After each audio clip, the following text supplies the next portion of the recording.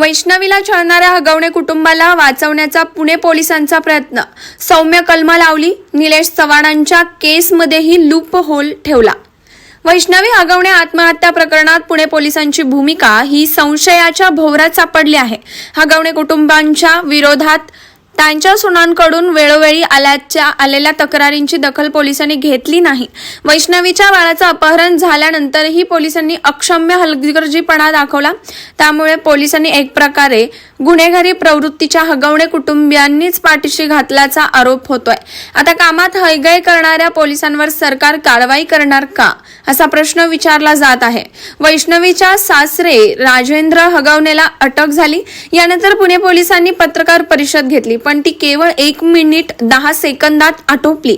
एवढ्या संवेदनशील विषयावर बोलण्यासाठी 1.25 मिनिटही न देणारे पुणे पोलीस टीकेचे धनी बनलेत. मुळातच वैष्णवीच्या आत्महत्या प्रकरणात पुणे पोलिसांची भूमिका वादाच्या भोवऱ्यात सापडलेली आहे. वैष्णवीचा जीव घेणाऱ्या हगवणे कुटुंबियांनी मोठी सून मयुरीचाही अतोनात छळ केला होता. मयुरीनं नोव्हेंबर 2024 मध्ये मारहाणीची पौळ पोलीस ठाण्यात तक्रार केली. गुन्हा दाखल होऊनही पोलीस निरीक्षक संतोष गिरी गोसावींनी कारवाई केली नाही. मयुरीच्या मारहाणीपासून वैष्णवीच्या आत्महत्येपर्यंत पुणे पोलिसांनी पावला पावलाला हलगर्जीपणा केलेला आहे. पोलिसांच्या हलगर्जीपणामुळे वैष्णवीचा 9 महिन्याच्या बाळाची 6 दिवस आबाळ झाली. Bureau report SBN Marathi.